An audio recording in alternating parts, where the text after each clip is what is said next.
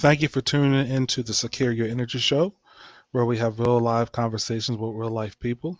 Our show explores the solar and energy storage market. I'm your host, Michael Gibson, and my company is Fortress Power. The Secure Your Energy Show airs bi weekly on Wednesdays at 11 a.m. If you would like to be a guest on our show, please email us at sales@fortresspower.com. Hashtag Secure Your Energy, subject guest. Today's topic is why choose solar with a battery. I have a wonderful guest. His name is John Crummer. I'm going to bring him online. He can introduce himself.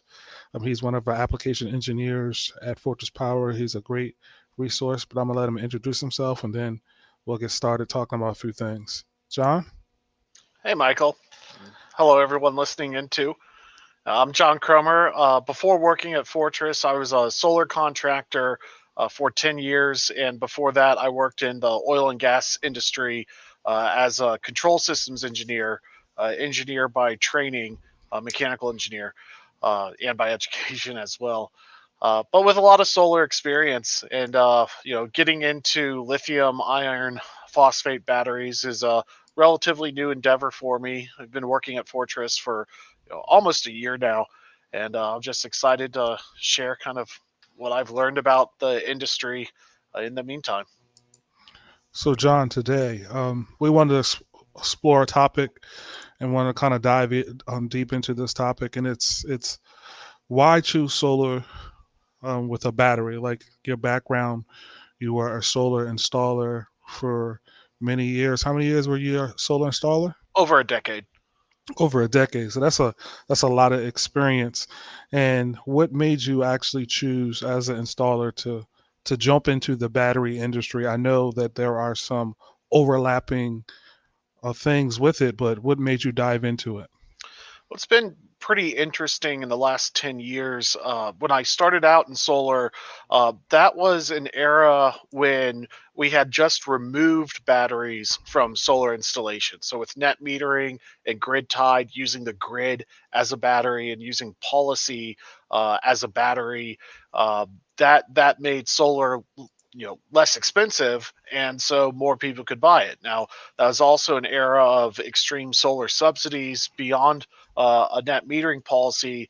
And 10 years down the road, solar has become less expensive, but we also don't have as largesse of subsidies.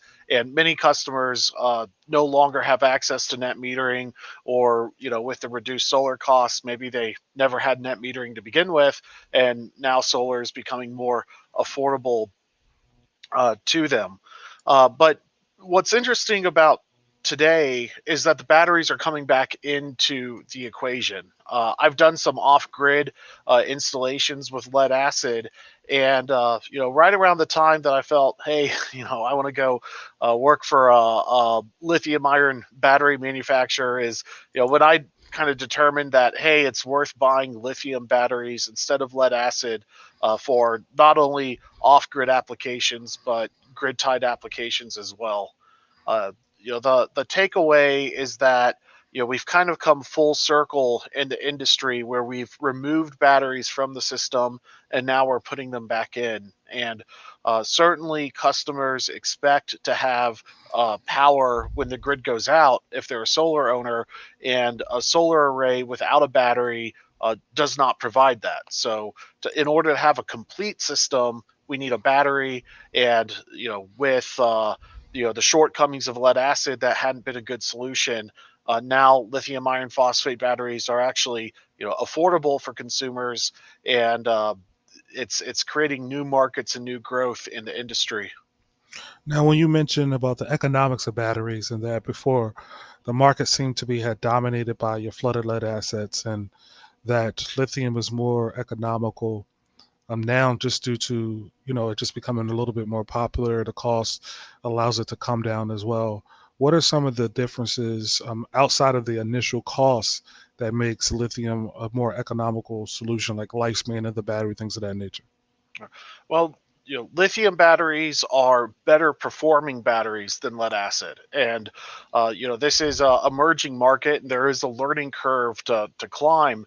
And with the uncertainty about lead acid, particularly how customers who aren't energy conscious use the batteries, there's just too many unknowns. With a lead acid battery, you need a very, very large battery in order to get reliable performance because of the discharge rates and the technical specifications. But most customers aren't living off grid, and most power outages, are not for multiple days, and they can be measured in hours. So a smaller battery is a better application, but small lead acid batteries, because of their technical shortcomings, don't quite fit the bill. And so it only took me going through a couple of lead acid projects where I said, well, we had a small lead acid battery, and I wish I had just gone with lithium instead to get a little bit better performance and reliability uh, out of it. But the takeaway is, when you look at a high quality lead acid battery, you're up at $200 a kilowatt hour, and when you look at their discharge rates of 6 to 10 to 20 hours versus lithium iron that's at 2 hours, uh, you can get away with a much smaller battery bank for about the same budget as what you would need with a reliably performing lead acid bank. Uh, so When we talk about, things like discharge, so when you're dealing with a lithium battery, it goes to about 80% depth of discharge is what I believe how we calculate that. Lead acids, what I believe they're about at 50%. Like, where's that staying at? it really depends on the quality of lead acid. So the more you know about batteries, the more it becomes a spectrum. So there's a low tier lead acid and a high tier lead acid, and maybe the high tier lead acid is a little bit closer to lithium batteries than the difference between low tier lead acid and high tier lead acid. But the short of it is, customers don't understand energy and power, and how the electrons actually come out the battery. And when you start discharging lead acid at faster than a 6 hour discharge rate, not only is it inefficient, but the batteries stop working altogether. They're not capable of being discharged at a much faster rate than that. uh, and so, particularly with undersized lead acid battery banks, you can run into performance issues on small lead acid and large homes with high electrical loads, such as we have connected to the grid in the United States. It's just not a good combination. And with most applications today being grid tied, it just makes sense to officially proclaim that lead is dead and to move over to the lithium ion product.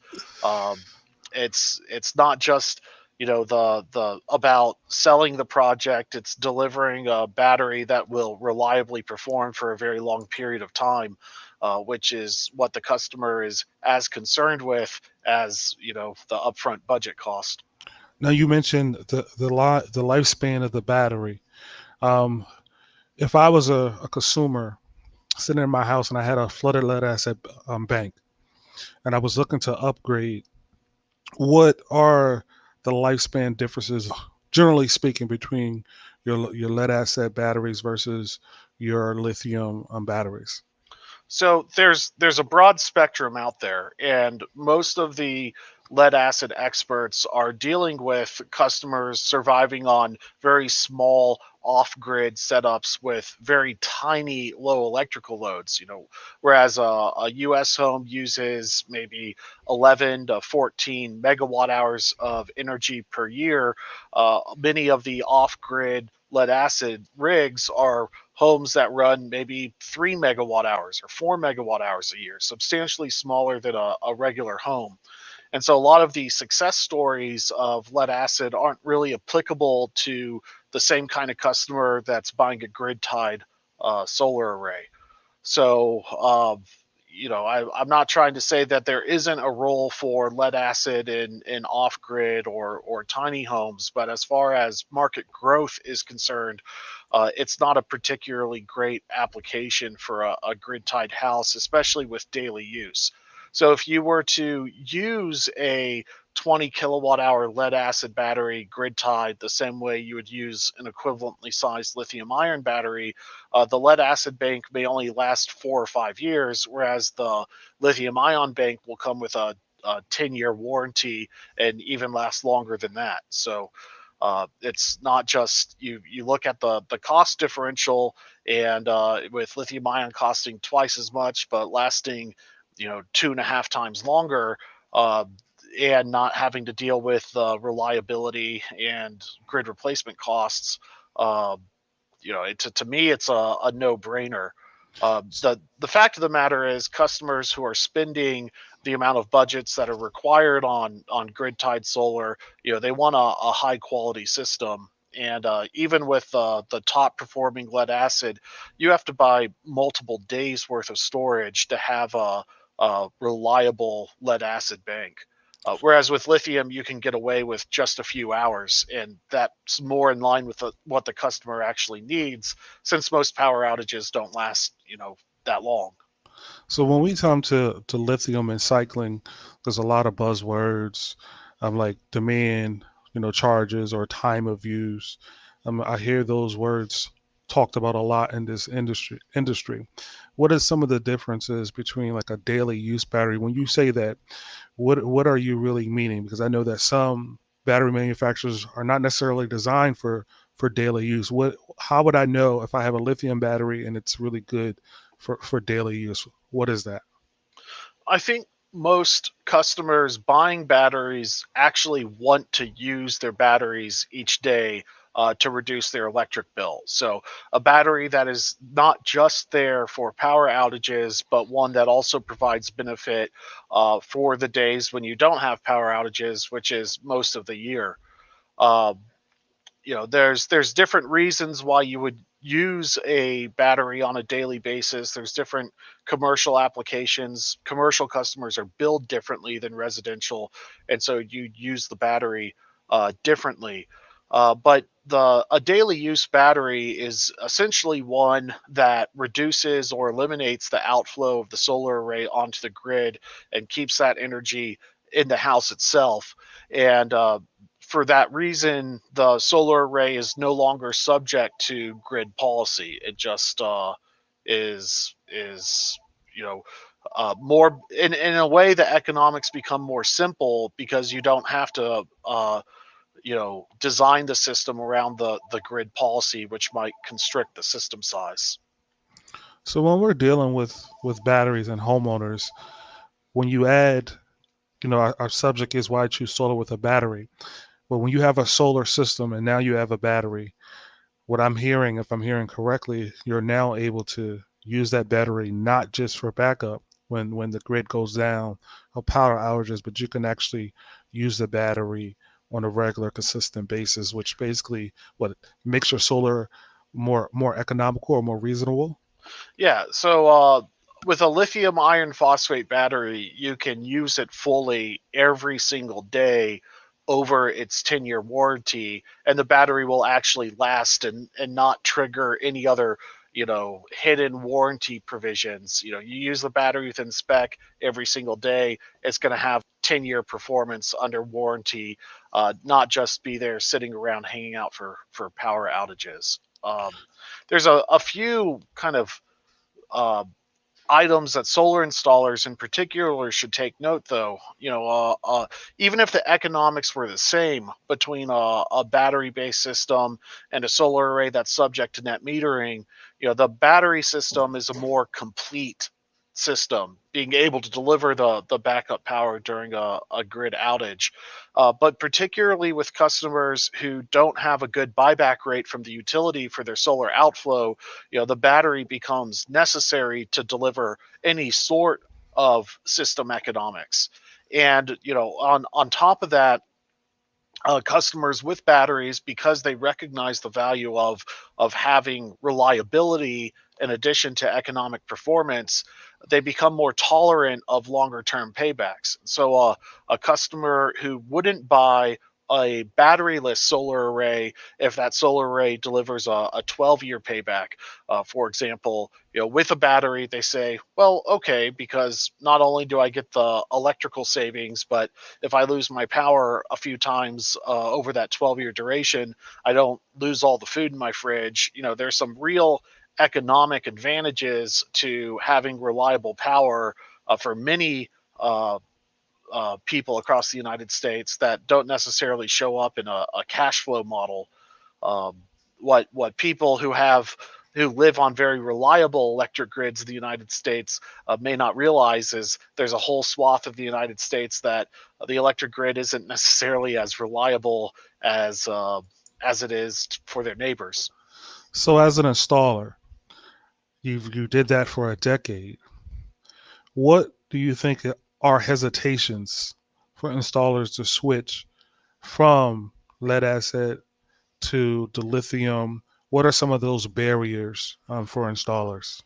I think the biggest barrier is that, with net metering and batteryless solar, installers have been very focused on economic payback and bottom dollar. But customers who buy batteries are, like we just mentioned, more tolerant of longer term paybacks. But I think the number one thing holding those kind of price centric installers back is a failure to realize that in many cases the batteries can actually improve the system economics. You're not taking a 10-year payback and flushing it down the toilet. It's that you need to look at your electric bill and understand how the power company is billing you for electricity. Because if you have a variable rate where you have an off peak rate and a peak rate, the battery can actually improve the system economics, beyond even having net metering. So if you had the choice between a flat rate solar project that's net metered onto the grid versus a variable rate where you have a few hours a day where your electricity costs 5 times as much as you're used to paying, and the rest of the time your electricity costs a third of what you're used to paying, you can use the battery to target that peak time frame and avoid the peak rate. And then the solar array is not only saving you for what the array is producing and what's stored in the battery, but it's also lowering the rate that you're buying from the grid itself. And so when you in many cases it pays off big time to go to the power company's website, research the electric rate structures, and if you identify an extreme time of use rate or demand rate, or a smart use rate or an electric vehicle charging rate, more often than not in those cases the battery will improve the system economics, which I think is fascinating. That's where all the new growth is in the industry. And furthermore, sometimes those markets are in markets that are not historically strong solar markets. So, yes, customers are buying batteries on the East Coast and on the West Coast, but customers are also buying batteries in the middle of the United States where they might not have as robust net metering policies, but they do have variable rate structures. Wait a minute. I got to interrupt you. So, you mean that not just Florida, not just California or Vermont, those type of areas where the harsh weathers, the middle of the country, you can actually sell solar with battery in the middle of the country. There's applications for that. Yeah, so a good example would be the Southeast United States, with the exception of Florida. We're talking about the Dominion Power Grid, a lot of electric cooperatives. Um, when you're looking at Mississippi Power and Georgia Power, they have variable rate structures available. There's an electric cooperative in Mississippi that is normally billing 10 cents a kilowatt hour to their customers, but they have a time of use rate where for 2.5 hours a day, they increase that rate to 36 cents. And then for the rest of the year, they reduce the rate to 4.5 cents. And so, a battery, they don't have any kind of net metering. So solar in that electric cooperative, would have a 30-year payback because the electric cooperative only pays 2 cents a kilowatt hour for what the system produces. But all of a sudden, with a battery, the system can you know avoid the 32-cent rate and move the whole house from 10 cents down to about 4.5 cents, and it results in a less than 10-year payback. And so all of a sudden, you take a market where there's no solar market to speak of, and customers can now buy solar and batteries and have backup power and get it under a 10-year payback with all the system components having a 10-year warranty or more. And that's the message that really needs to get out there to the masses is, go look at your electric rate structures, because you might be in a strong, viable battery market without even realizing it. I think that's a big difference. Yeah. I mean, you're talking about a payback that could be, 3 decades versus a payback being 1 decade. I chose decade because that's just giving people a Uh, good mental picture of the amount of time that it could be for a payback. So solar with a battery is definitely a valuable and actually a good decision if you're out well, there watching us. and it's not just residentially too, which is, kind of spot markets scattered throughout the country, but most commercial businesses are on demand rate structures, and demand rate structures have a low energy rate and then a high part of the bill that is related to their maximum power use in a given instant. And net metering doesn't have anything to do with power, it only has to do with the energy rate. So there's a lot of businesses who've missed out on solar even if they've had net metering, because their energy rate is only 30 or 40% of their bill, and the rest is this demand charge. And so for any business on a demand charge, they can run the battery only during demand times and also have backup power for their critical loads. And so they're getting paybacks of under 10 years and also securing, a small amount of energy on their commercial site, whether it's refrigerators or security systems or their internet system. Every business has something that they need to put on backup power.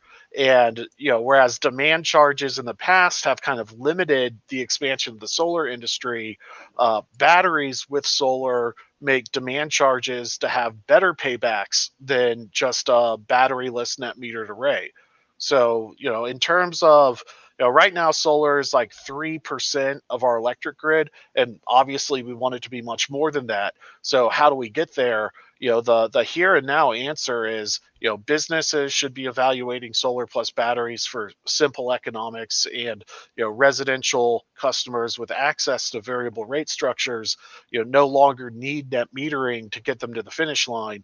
They can just not outflow any electricity to the grid and start designing the systems for their peak rate structure.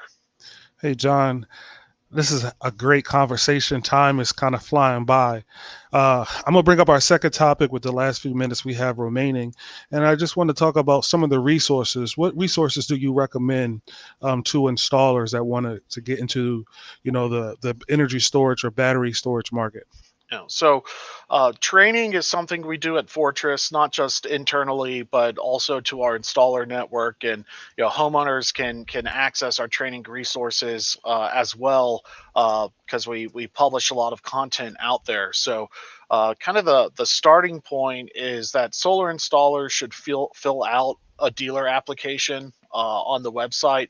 That'll get you access to our webinar recordings and our chat group so that you can take the training classes on demand and also ask questions in real time and get real time support from our tech support department.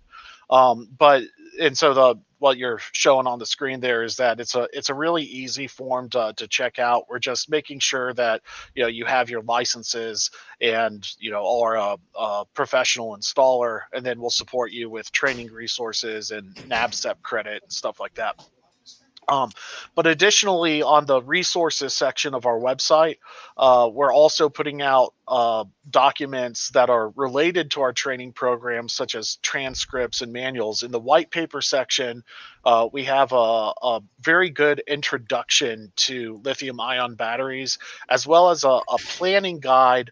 There's more information in that planning guide than most. We get into cable sizing and balance of system material. The DC balance of system material for batteries is also becoming more simple. In the past, you had to have these expensive battery combiner panels with breakers and overcurrent protection built into them. A lot of that stuff has been already built into low voltage battery packs. And so in our eFlex planning guide, we kind of walk you through cost-effective, code-compliant manners to combine batteries and combine inverters together without necessarily getting into the premium pricing that comes with specialty balance of system materials. So we look at generic UL listed parts that can be used to combine the systems together so that your balance of system budget, remains at, $500 or less rather than, battery combiner boxes of days past could easily get to $1,000 or more. So we're all about trying to steer the homeowner and the installer into the best design, the most cost effective design, so that they can have really good quality components on their products without paying an arm and a leg for it. So that's a lot of quality resources. As I was going over this page here, you go to fortresspower.com, and then you can come over here and you can see the resources tab. You can kind of click on it. You can see some of the stuff in the drop down. I'm gonna make that full screen for those that want to see that a little tighter. So inside the resources, you can see we got an authorized dealer application that John had mentioned. You got your data sheet, installation manuals, white paper, warranty letters. So there's a lot of resources that are available to you on this website. Yeah, so the white papers are really for general learning. There's a good introduction to lithium battery sizing there. We want solar installers to be able to train their team in a fast and quality manner. That's what that's there for. The other resources are, really for installers that are specific. If they're installing a specific battery with a specific inverter, we have guides to kind of walk the installers through those processes as well. Now, as we wrap up our last few minutes, you had mentioned something about credits. So you have classes at Fortress Powers that someone can get a NASAP credit with. Yeah, we are a NABCEP recertification provider. So those in the North American Board of Certified Energy Practitioners, it's kind of the Solar Industry Trade Association. It's not a union or anything like that. It's just a quality indicator. You have to maintain your NABCEP certificate, and we have free NABCEP recertification classes available. We have them, we run them about once every 6 weeks, so you can contact our sales department to sign up for one. You can fill out a dealer resources application and take them on demand, because we take the recordings, use those recordings to make these white paper transcripts. We also have a new chat community based in Discord for installers to get real time support with, that we're kind of slowly launching. But installers already in our community, if you're not in the Discord chat, feel free to start asking about it, and we'll get you hooked up. Well, John, I thank you for being a wonderful guest, for filling in, and just sharing some of your knowledge about batteries, about our installer program.